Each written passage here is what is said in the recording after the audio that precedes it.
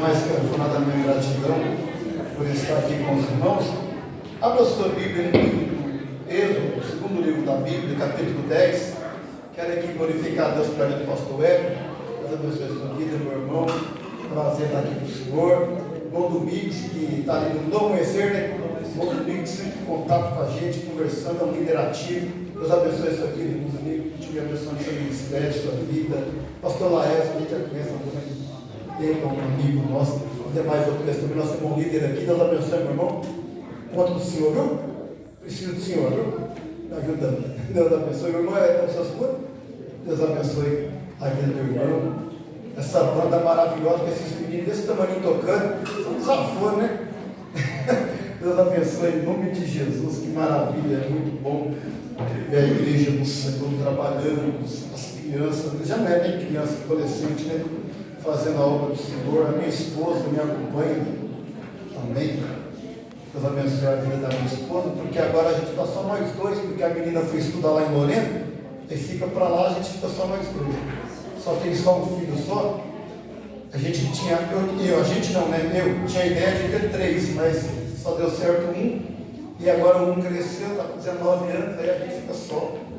Em casa ainda novo, ainda eu com alguns outros anos.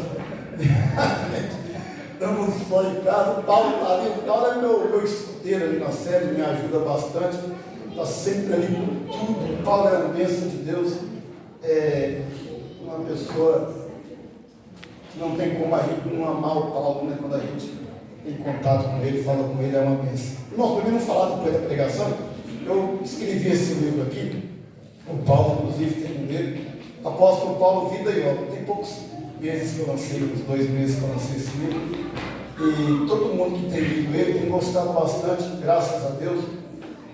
Quando eu comecei a fazer minha pós-graduação no Novo Testamento, veio no meu coração fazer alguma coisa sobre o apóstolo Paulo, porque a minha preocupação é porque todo mundo que faz teologia, em vez de facilitar a vida da gente, isso complica a vida da gente, né? Você pega um livro, você lê, está só não sei o que de grego, porque não sei o que é hebraico, e a gente fala o português raspando. Aí fica complicado a gente entender. Eu falei, Senhor, se o Senhor me der condições de estudar, eu quero ser um facilitador e não um complicador da palavra. Então esse livro facilita o seu entendimento a Paulo, como era o mundo no tempo que Paulo viveu, como era o trabalho na época, como era a população na época, o que eles comiam, o que eles vestiam, e um comentário a cada uma das cartas do apóstolo Paulo. Eu só tenho 4 livros e é R$50 cada livro desse. Se você quiser adquirir para me ajudar, para me abençoar, vou ficar feliz. Se você também não puder, só ora por mim, que Deus também está abençoando do mesmo jeito. E Deus tem obra na nossa vida. Só lembrando os irmãos, a mídia que divulga as coisas na sede, ela está meio assim, andando meio devagar aí, mas a gente vai ter o encontro geral de homens dia 12 de julho, tá bom? Então vocês marcam aí. Vamos ter o encontro geral de homens dia 12 de julho, lá na igreja 7. Porque daí não dá certo com o eixo, né, que vai ter dia 26. Irmão Domingos, eu preparo o hino para os homens cantar lá? Sou região no congresso, eu só preparo o hino para o seu banda lá no grupo.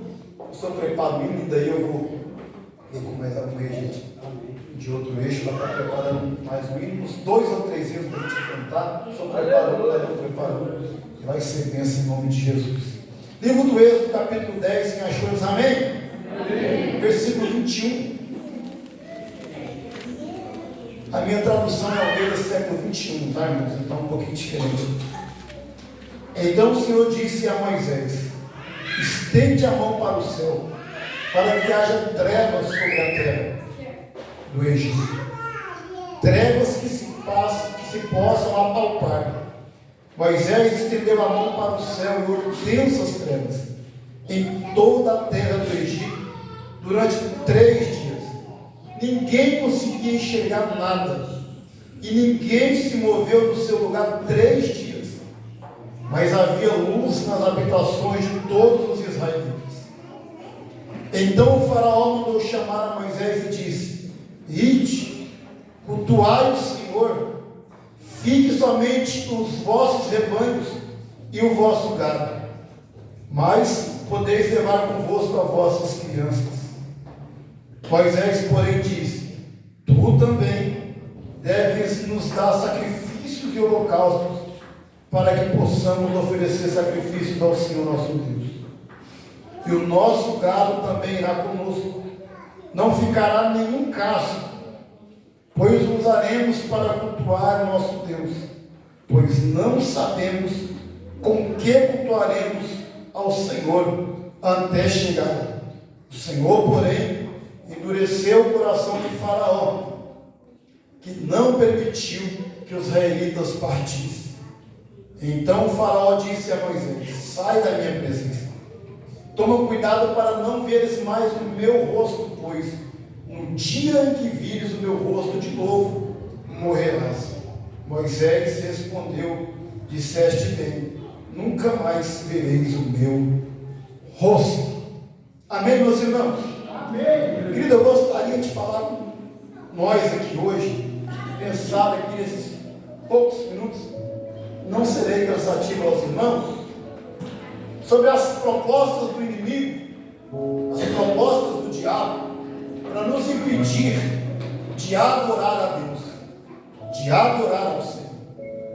Nós sabemos que os dias são difíceis. Nós vivemos em um mundo em que está cada vez mais competitivo, uma correria danada. A gente tem 24 horas no dia, mas parece que o dia passa em 2 horas. Quando você pensa que não, o dia acabou, mas você pensa que não, a semana acabou, o mês acabou, irmãos, o mês que vem já é julho. Daqui a pouco a gente já está colocando a caixinha do Natal de novo, para as pessoas abençoar a nossa vida, as empresas, os trabalhos, a portaria de onde eu trabalho. Então a vida está passando muito rápido. Eu lembro que o meu maior sonho era ter 18 anos, irmão. Era ter 18 anos. Pô, já tem. Parece que para mim chegar a 18 anos levou um tempão. Agora para mim chegar em 40 que eu estou hoje, parece que foi assim, ó. Dos 18 voou. A minha menina está com 19. Daqui a pouco eu vou ser vó. Espero eu. Ser vó. Minha esposa vai ser vó. E assim, e se a gente não saber controlar o tempo, a gente não vê o tempo passar, a gente não vive em família direito, a gente não vive a nossa fé direito, e a vida passa, e a gente tem uma vida abaixo da média, tanto espiritual, quanto material, ou em todos os sentidos, porque a vida passa como um trator. Jesus. E isso tem influenciado a nossa vida em todos os aspectos. E pior, tem influenciado a nossa adoração também. Nós já não adoramos mais como a gente adorava antes. E a gente não adora como a gente adorava antes. E a gente não fica com a consciência pesada por isso. A gente não sente isso. Por quê? Porque nós temos desculpas. A gente trabalha muito. A gente tem muita atividade. A gente tem muita coisa para fazer. Eu preciso estudar, porque se eu não estudar, se eu não melhorar meu currículo, amanhã eu não posso ter emprego. E a gente fica naquela correria. Aí quando a gente chega na igreja, a gente chega sem orar, sem jejuar, sem ler a Bíblia, num estado espiritual lá embaixo. E a gente sente, a gente quer que daqui de cima do altar sai tudo para nós do céu, do altar, da graça, da glória de Deus. E que a gente sai daqui cheio, transbordando, e não acontece. Sabe por que não acontece? Porque a gente não vem preparado para isso. Meu Deus!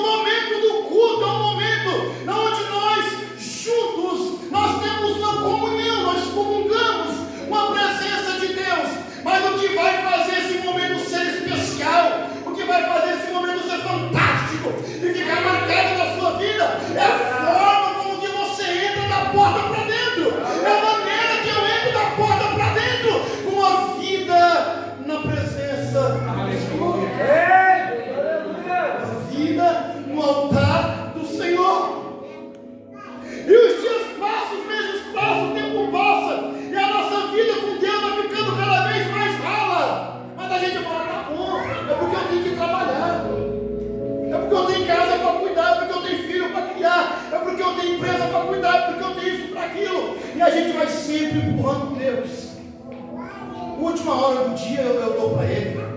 Últimos minutos da semana, no domingo eu vou na igreja e dou um glória para ele, coloco lá o meu dízimo e tá bom. E a gente vai vivendo uma vida de adoração raquítica, fria, longe daquilo que era para a gente ser. E a gente fica colocando desculpa em tudo, para não pecar, olhar para dentro de nós mesmos e dizer: o culpado da minha vida espiritual está essa desgraça, é minha mesmo. O culpado de eu não sentir mais a presença de Deus é minha mesmo. O culpado de eu não estar melhor espiritualmente não é o pastor, não é meu líder, a culpa é minha mesmo, que já não dobro mais, que já não oro mais, que já não leio mais a palavra, que já não chego mais cedo na igreja para orar, que já não chego mais cedo na igreja para me conectar com o céu, para participar de todo o culto, para adorar como deveria. E a nossa vida, ela vai se distanciando do Senhor, mesmo nós tendo a carteirinha de membro, mesmo você tendo obreiro na igreja, sendo ativo na igreja. E quando nós olhamos aqui nessa passagem que lemos, Deus fala para Moisés: Moisés, vai até o Faraó e fala a ele para liberar o meu povo, para que me empreste um culto no deserto. Caminho de 3 dias. Moisés tem toda aquela divergência lá, toda aquela fala com Deus que você sabe lá no capítulo 4, mas ele vai, encontra com Arão e vai falar com o Faraó. Só que Moisés entendeu uma coisa, irmãos. Moisés entendeu uma coisa, irmão Domingos, que o fato da gente estar na direção de Deus muitas vezes não facilita as coisas. O fato de você estar fazendo o que Deus mandou, dirigindo o que Deus mandou você dirigir, pregando o que Deus mandou você pregar, fazendo o que Deus mandou você fazer, não significa dizer que não vai ter dificuldade. Mas foi Deus que mandou porque está difícil, foi Deus que mandou porque está ruim, foi Deus que mandou porque eu não estou conseguindo fazer como eu deveria. O fato de Deus falar: eu estou contigo, não tira a barreira. O fato de Deus falar com Moisés: eu estou contigo, não impede de Faraó ser ruim. O fato de Deus falar: entra no deserto, não impede de o mar estar ali.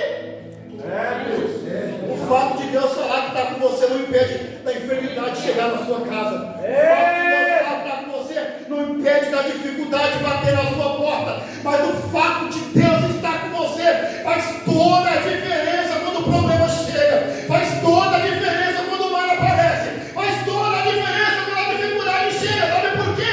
Que basta ele levantar a mão. E eu acredito que nessa noite Deus está levantando a mão para alguém aqui. Eu não tenho dúvida que nessa noite Deus está levantando a mão, apontando a casa de alguém, apontando a vida de alguém, a família de alguém. Deus está dizendo: está difícil, mas eu estou levantando a mão. Está complicado, mas eu estou levantando a mão, porque foi eu que te coloquei aí. E se Ele me colocou, Ele garante a vitória. Se Ele colocou, Ele garante que você chega. Se Ele mandou você ir, Ele garante que você vai chegar do lado de lá. Só que não foi fácil como ele pensou. Glória. Ele vai falar com o Faraó. Deus mandou a gente adorar lá no deserto. 3 dias. E o Faraó fala: não vai não. Deus manda as pragas, 4 pragas sobre o Egito. 4 pragas. E Faraó: eu não vou deixar. Você sabe quantas vezes a Bíblia diz que Deus endureceu o coração de Faraó? 11 vezes. Irmão, a Bíblia diz que foi Deus que endureceu o coração do Faraó, porque Deus queria mostrar sinais no Egito. Então o fato de Deus endurecer o coração de Faraó lutar para não deixar o povo ir, não é porque Moisés não sabia falar, não é porque Deus estava querendo mostrar a glória dele no Egito. Deus estava querendo fazer o Egito pagar por toda a humilhação, por toda a escravidão que ele fez do povo de Deus passar. Irmão, deixa eu dizer uma coisa para vocês. Faraó aqui, ele representa a pessoa de Satanás, que quer destruir, que quer escravizar, que quer tirar o homem da presença de Deus. Moisés aqui representa aquele homem, aquela mulher que Deus levanta quando todo mundo acha que não tem mais jeito, quando todo mundo acha que não tem saída. Deus levanta e fala, vai lá e mostra que eu ainda sou Deus. Vai lá e mostra que eu ainda quero. Vai lá e mostra que eu ainda faço. Vai lá e mostra que eu ainda estou no controle de tudo. Fala lá, escravizou porque eu deixei. Estava escrito, eu que disse que ia ser escravo. Eu que disse que ia para o Egito. E o mesmo Deus que disse que ia escravizar, que ia levar para o Egito, também falou, só que eu vou tirar. Cumprido 430 anos, eu vou tirar. Sabe o que eu acho mais da hora? É que até a nossa prova, ela tem prazo de validade. Até a sua luta tem prazo de validade, irmão. E se o prazo de validade dela não for nos 100 anos de vida que você vai viver aqui, quando você entrar nas mansões celestiais, acabou prova, acabou luta, acabou enfermidade, acabou choro, acabou dor, acabou tudo. Deus tem uma vida abundante, transbordante. Glória a Deus. Falou, vou deixar. Aí ele começa a fazer propostas para o povo. Quando ele começa a ver Deus destruir o Egito, a primeira proposta está lá no capítulo 8, versículo 25. Ele chama Moisés e fala, ide, oferecei sacrifícios aqui mesmo na terra do Egito. Repara que aqui é Faraó tentando negociar com o povo de Deus, porque ele não queria soltar o povo, ele não queria liberar a mão escrava que ele tinha barato.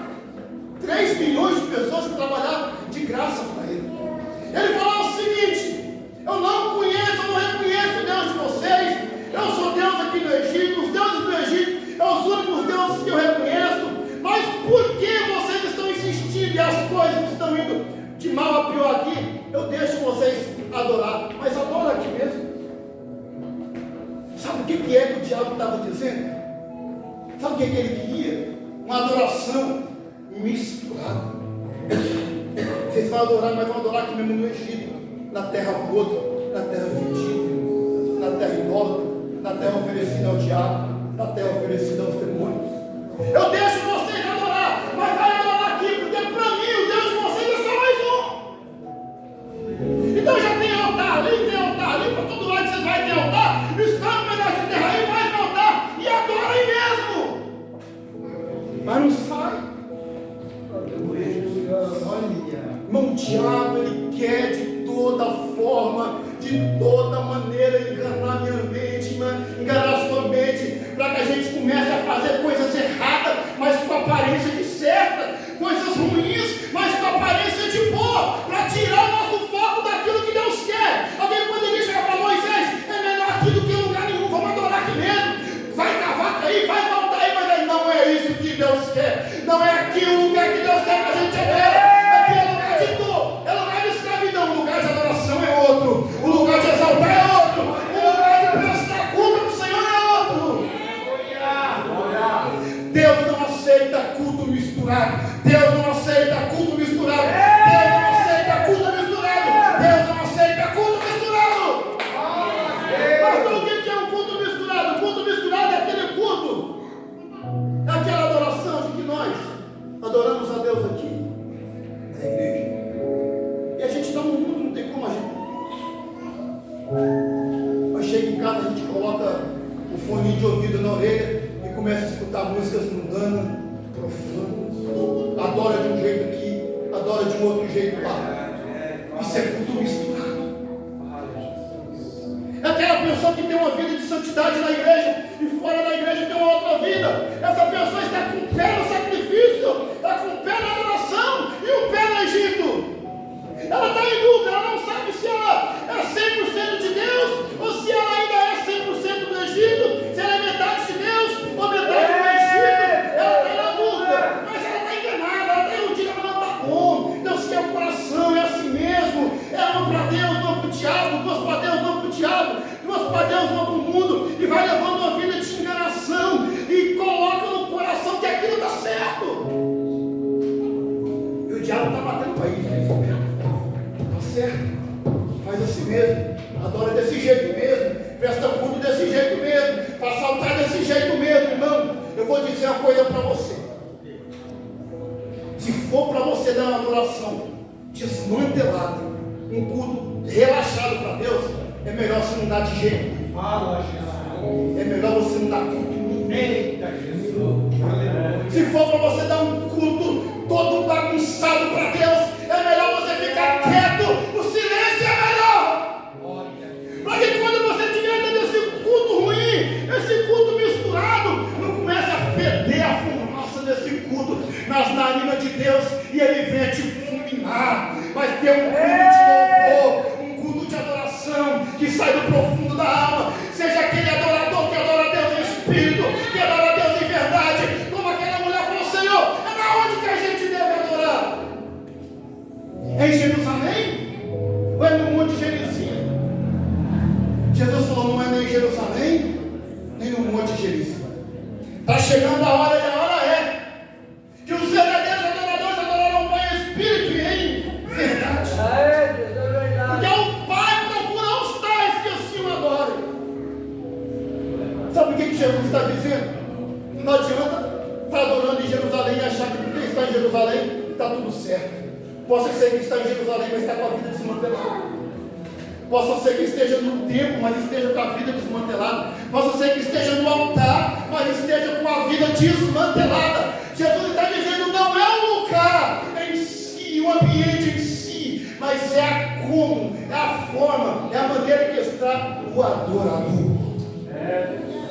E ele fala: esses tais o Pai procura. Ele está dizendo: onde tiver um adorador, o Pai acha. Onde tiver um altar levantado de adoração sincera, o Pai desce. E se o Pai descer, o Pai renova. Se o Pai descer, o Pai cura. Se o Pai descer, o Pai liberta. Se o Pai achar adoração, o Pai se manifesta. Se o Pai achar adoração, o Pai batiza com o Espírito Santo. Se o Pai achar adoração verdadeira, o Pai transforma.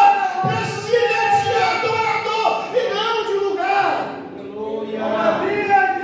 Você é daquele que só adora na igreja, que só adora na festa, que só adora na festividade? Ou você é aquele que tem uma vida de adoração? Aleluia!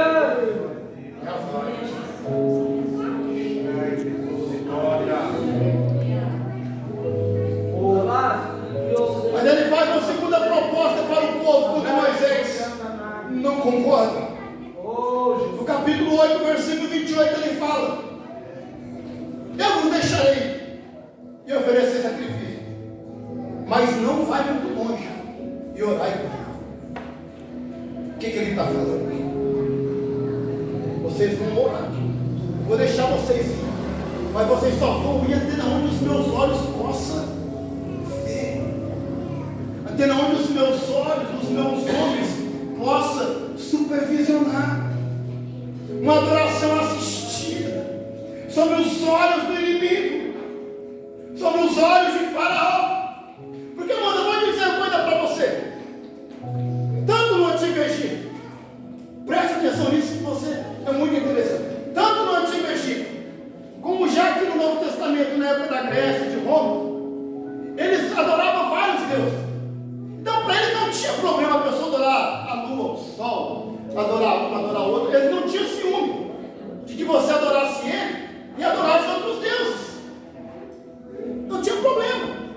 Só que o cristianismo e o judaísmo adoram somente a um Deus. A Bíblia diz que o Espírito Santo tem ciúme de nós. Ciúme de nós.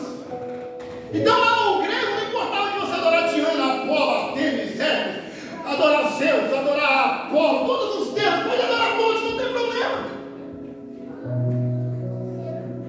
Então qualquer ideia de falar, não tem problema vocês irem lá adorar, não tem problema. Mas eu vou supervisionar, vou ficar com os meus deuses daqui, observando essa adoração. Para que vocês não saiam dos meus olhos. Para que vocês não saiam da onde eu possa controlar. Sabe que o diabo quer controlar a sua vida. O diabo não quer soltar você para que Deus possa fazer a obra completa. O diabo quer não controlar a sua adoração. O diabo quer controlar o seu culto. O diabo quer controlar a sua vida com Deus. O diabo quer controlar a sua família. O diabo quer controlar as suas finanças. Ele quer controlar tudo que você tem, para que ele venha te oprimir. Aleluia. Glória a Deus. diabo quer controlar a sua vida. E tem muita gente controlada pelo diabo. Muita gente controlada por Satanás. Ele não consegue se entregar a Deus totalmente. Ele vem para o culto, mas ele está aqui, o povo está adorando, ele está com consciência pesada, porque o diabo levou ele a fazer alguma coisa errada durante o dia, que desonrou a Deus, que desagradou a Deus, e ele sente alguma coisa, ele quer levantar a mão, mas tem vergonha, ele quer dar glória a Deus, mas fica assim, mas eu não posso dar glória a Deus, eu não sou digno de dar glória a Deus. Ele não quer sair daqui, ele quer estar aqui, ela quer estar aqui, mas ela não consegue vencer o diabo que lá fora leva ele a pecar. Por quê? Porque o diabo está supervisionando, ele vai para o serviço, o diabo vai, não, você vai trabalhar, mas eu estou de olho. Lá você vai falar besteira, lá você vai contar piada, lá você vai olhar para a mulher do outro. Eu estou supervisionando. Eu estou supervisionando. Eu estou supervisionando.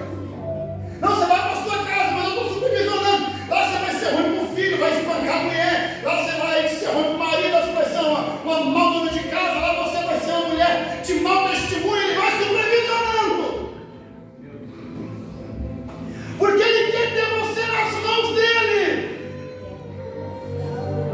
Porque ele quer nos ter na mão dele. Para que quando a gente vai adorar, o coração, a alma, as nossas entranhas, ela fica tomada de um medo, de uma angústia. A gente quer adorar, mas eu não posso, eu não sou digno. Você quer dar glória a Deus, falar em língua, não, eu falei piada no serviço hoje. Não, eu falei palavrão hoje. Não, eu vi coisa errada na internet hoje. Não, eu ouvi um site pornográfico hoje. Não escutei uma música mundana hoje. Não, eu passei a madrugada vendo coisa que não agradava. Mas eu quero Deus, eu preciso de Deus. Mas é mais forte do que eu. É porque a Faraó está supervisionando. Mas eu trouxe uma palavra de Deus aqui para alguém nessa noite. O dia da sua libertação chegou. Os olhos do Satanás que está te supervisionando e não está deixando você dar uma adoração livre, uma adoração 100% sadia ao Senhor. Está com os minutos, com as horas contadas, porque o Senhor libera nessa noite a sua vida desse pecado. O Senhor libera nessa noite você desse vício, para que você seja um adorador livre, para adorar e bendizer o nome do Senhor.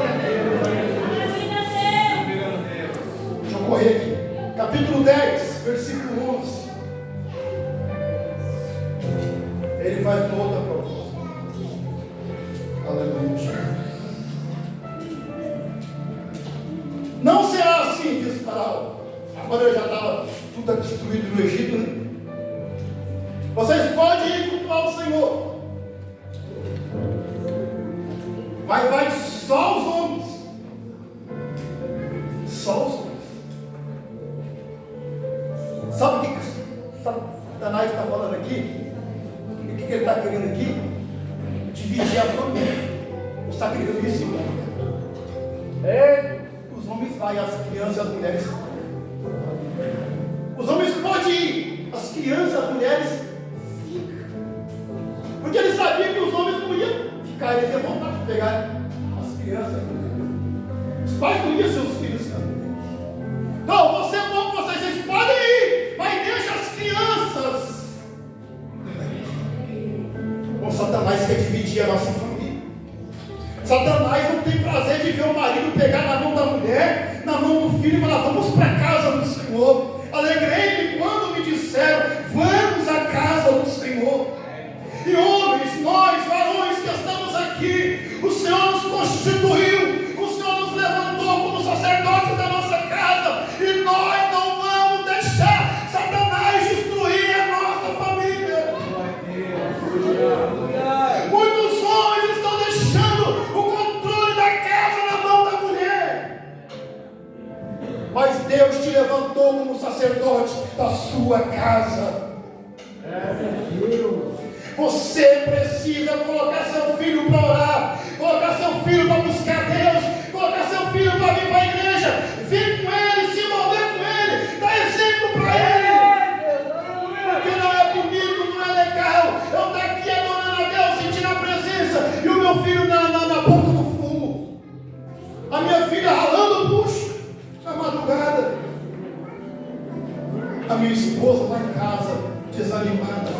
cada filho. Deus me quer, mas Ele quer a minha casa também. Ele quer a sua família também. Ele quer seu filho também. Ele quer a sua filha também. Mas o Satanás do farol está tentando travar, falando, não, o marido vai, mas eu vou segurar a mulher que ela não vai. Não, o casal vai. Eu vou segurar os filhos aqui. Os filhos não vão obedecer o pai. Os filhos não vão querer ser crente. Os filhos não vão querer ser para a igreja. Mas em nome de Jesus. Aleluia, Jesus. Nós vamos atravessar o mar. Glória a Deus.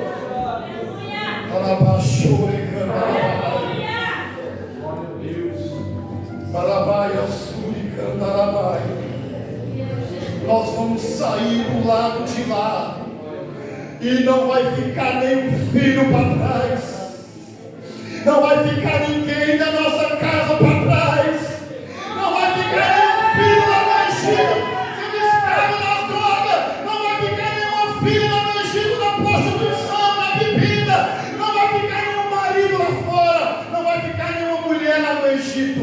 Todos vamos atravessar o mar de mão dada. Eu e a minha casa serviremos ao Senhor. Eu e a minha casa serviremos ao Senhor. Eu e a minha casa serviremos ao Senhor. Glória a Deus.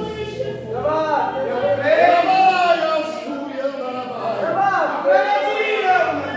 Toda estratégia de Satanás contra nossas casas, contra nossas famílias, nós repreendemos em nome de Jesus. Nós profetizamos que os filhos que estão afastados vão voltar, os esposos que estão desanimados vão voltar, as esposas que estão desanimadas, vai se levantar uma família forte, vai se levantar uma casa forte, que exalta, que glorifica e que adora o nome do Senhor.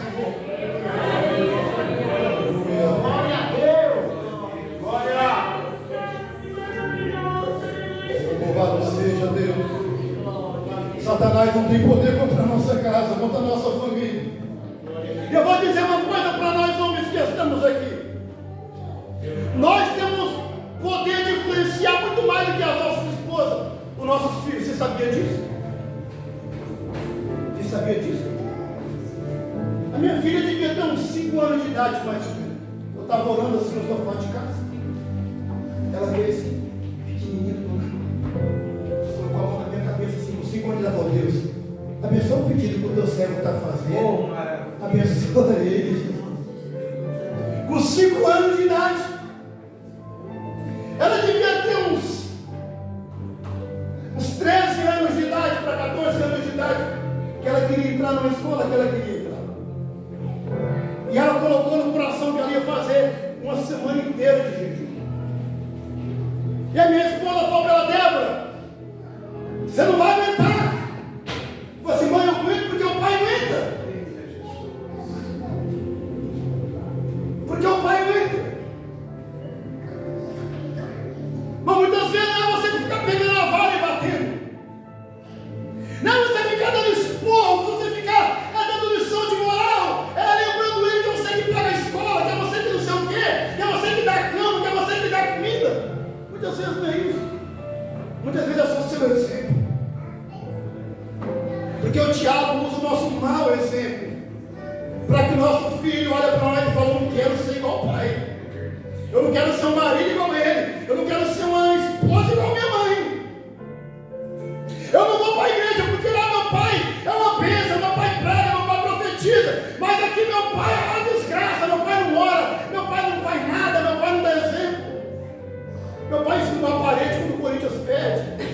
Aí é só o sangue de Jesus. Já dá uma testemunha dele corintiano aí. Só Jesus na cruz. Mas o diabo, irmãos, quer destruir a nossa casa. Mas eu quero profetizar essa noite aqui em nome de Jesus, que vai voltar a ter culto de família na sua casa. Vocês vão voltar a reunir em volta da mesa, dar as mãos para antes da comida.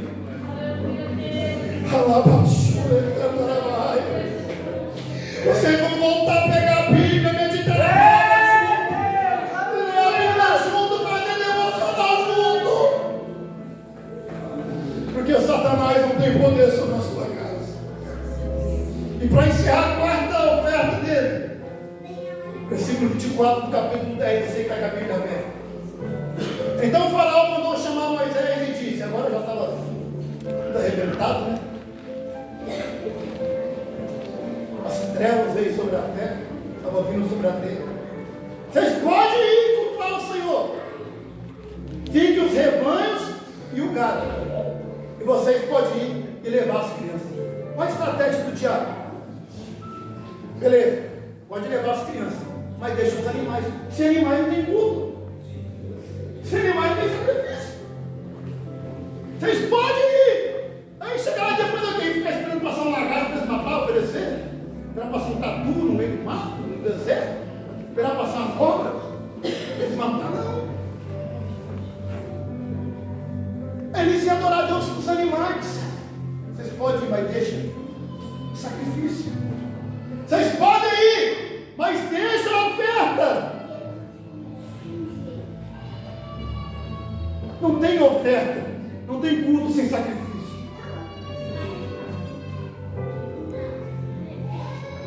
E é por isso que a maioria dos nossos cultos são cultos frios, cultos sem poder e sem presença de Deus, porque são cultos sem sacrifício. São grandes movimentos feitos sem oração primeiro. São grandes eventos feitos sem uma consagração primeiro. São grandes trabalhos feitos para fazer grandes ajuntamentos de pessoas sem um sacrifício, para que o principal, que é a presença de Deus, o poder de Deus, aconteça naquele lugar, naquele evento, naquele trabalho. O diabo falou, vocês podem ir. Deixa os animais, porque ele tinha certeza que eles iam ter que voltar. Eles não iam embora sem os animais. Eles não iam embora sem os seus bens, sem os animais. Pior coisa que desvia uma pessoa e que tira uma pessoa da presença de Deus e que leva a pessoa a um estado de desânimo espiritual é quando a vida financeira está destruída. Tem coisa mais triste que você chegar em casa, abrir o armário e não ter nada. É triste. É triste. Tem coisa pior do que você estar desempregado, as coisas precisando em casa e você não tem como resolver. Você é o chefe da casa, você precisa resolver, mas não tem como você resolver, não dá para resolver. É triste. O diabo falou, vocês vai, mas deixa os bens aqui. Uma adoração move, sem sacrifício, não vai ser completa, vai ser só uma ida ao deserto. Se coloca de pé em nome de Jesus. É só uma ida ao deserto. Vai cantar um negócio? Vai cantar um negócio?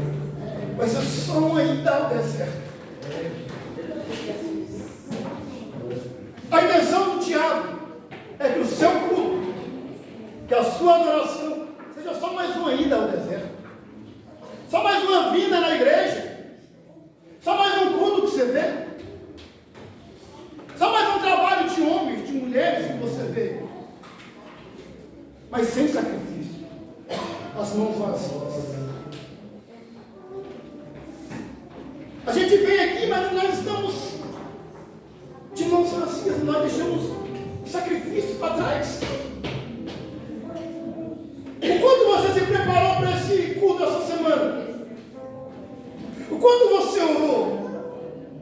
O quanto você pediu?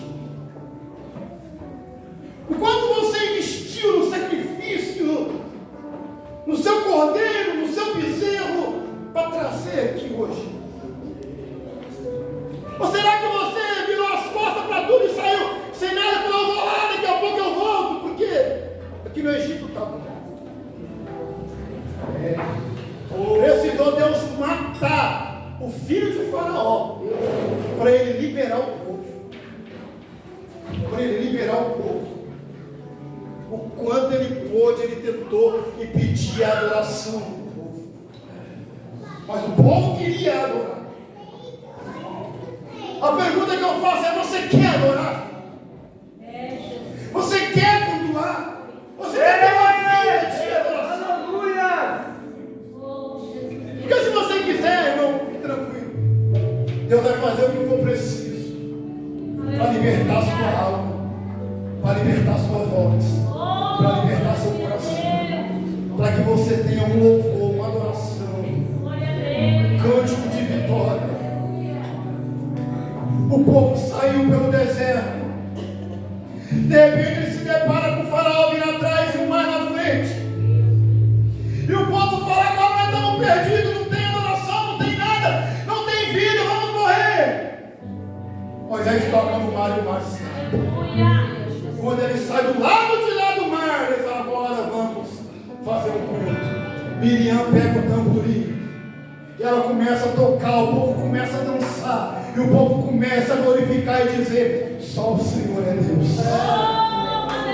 Faraó não queria deixar, mas só o Senhor é Deus. O diabo tentou impedir eu e a minha casa de servir ao Senhor, mas só o Senhor é Deus. O inimigo tentou de todo jeito impedir de eu louvar ao meu Senhor, mas só o Senhor é Deus. Feche os seus olhos. Se você tem liberdade com essa pessoa, pega na mão dela nesse momento. Glória a Jesus. Ora, bacana, ele é basura,